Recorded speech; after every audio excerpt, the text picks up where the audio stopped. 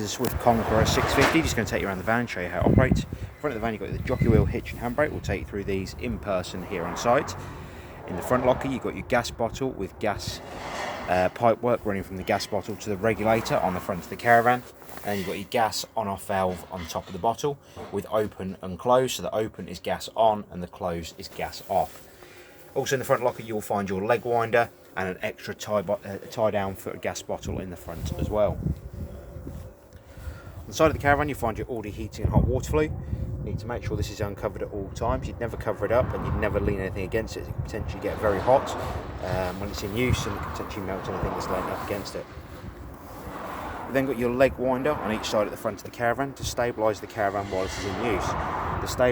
Just wind the legs down and touch them on the floor. You'd never lift the caravan with the legs, it could potentially damage the floor of the van. Water pump connection, very simple to use. You pull back the blue trigger and release the pump and push it into the side of the van and lock it in place. The water pump itself will drop down inside the acque roll. You've then got your battery box. So you've got quick release terminals on top of the battery, positive and negative, and you connect those up and lock them in place. You've then got your mains power lead coming into the side of the caravan, and that is there to supply power from the site you're on to the caravan itself. The motor mover and wheel nuts will actually torque the wheel nuts before you leave site with the caravan to the correct manufacturer setting, and we'll also demonstrate the motor mover so you can see it's working correctly as it should do. Next up we have the toilet flush tank. It takes 3.5 litres of water in this tank and a cap full of the pink fluid prior to use. And then at the bottom you have your toilet waste cassette, which you open up. You pull up the handle and release the cassette. The orange neck here turns out so you can tip the waste away. And in this cassette you'll need to put 1 litre of water and a cap full of the blue fluid prior to use. On the back of the cassette you've got an orange pressure relief button, so when you're tipping the waste away it doesn't spit and splatter back at you. On the back of the caravan again on either side you've got your wind down legs again to stabilise the van, and like I said they are only there for stabilising, not lifting the van. On the door side of the caravan, coming up behind the door, you'll actually see you've got your two fridge vents. Two fridge vents are simply there to allow hot air at the back of the fridge unit and to take some cool air in. And behind one of those you'll also find a gas flue for when the fridge is running on gas. Again, you'd never leave anything up against these or block them completely, as again potentially they could get very hot. Coming towards the front of the caravan, you have your outside electric points, so you can plug in your 3-pin sockets and have power coming out to your awning. You've got underbed storage at the front, barbecue gas point, and your last wind down leg on the front left hand side of the caravan.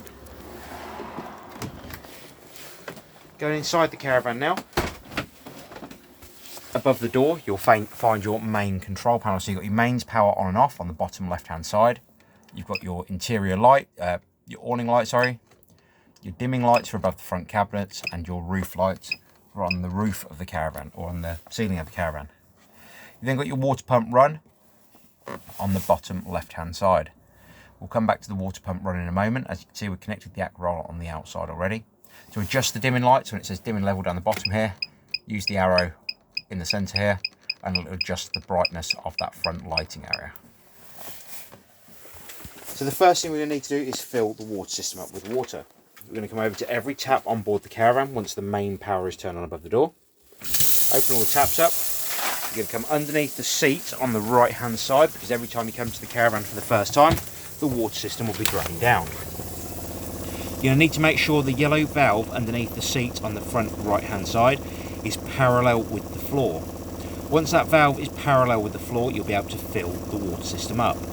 So what you do is, with that valve parallel with the floor and all the taps open on the hot side, including the shower, you come back over to the water pump control panel, hit the water pump, blue light will come on here and it will come at water level low until the water system is full, and that will bleep for a few minutes. And then once you've got water running out of every tap continuously, you can shut the tap off, and once the pressure's built back up in the tank, the bleep will stop. So that is your water system full. Once the water system is completely full, as it is at the moment, you can actually start warming the water through the Aldi control panel.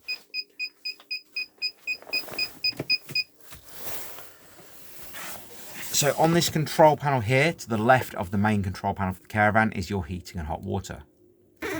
You've got power on and off for the control panel on the bottom left hand side. You've got your menu button. At the top here, you've got your room temperature. So you've got plus and minus for setting your room temperature. Below that, you have your hot water heating. So you've got hot water off at the moment. You've then got hot water on when the bar's halfway up. And when this bar is completely full, you've got hot water boost. The next one down is the amount of power you have coming into the caravan from the caravan site you're on. So you've got the option of 1, 2 or 3 kilowatts of power coming into the van. For instance, if you're on a site where you've got 2 kilowatts available, you'll select 2 kilowatts on that control panel. Here on site we can only run a maximum of 1, so that's hence why I've set it back to 1. And that will allow the heating and hot water to work on the electric on 1 kilowatt of power. It does not control any other part of the caravan. Power wise, it is just the heating itself and the water system. You've then got the option to run gas on the bottom left hand side of the screen here. So you can hit the gas option. The gas system will self-ignite on gas if the gas bottle is turned on. If it failed to ignite, it'll come up with gas fail at the bottom of the screen with 2 exclamation marks either side. You do have some advanced settings in this control panel, and for these we do advise you read the manual that comes with the caravan. The next thing we go to is the fridge system. Now the fridge system again is very straightforward to use. You've got power on the control panel on the front here, so you hit the power button. Mains power is when you're connected to 240 mains. If you have no mains power coming into the caravan, it will not chill on the mains option.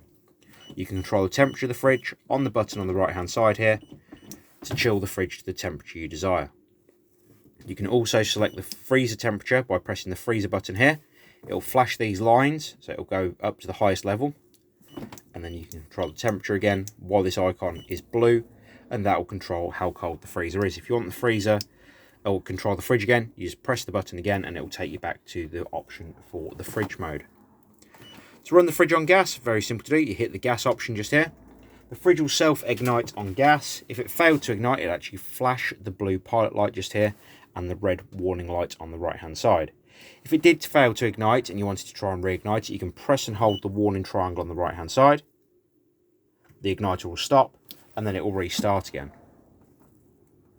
On the fridge, you also have the option to run 12 volt mode. So what the 12 volt mode is essentially for when you're towing down the road. The fridge will work as a call box as you are traveling.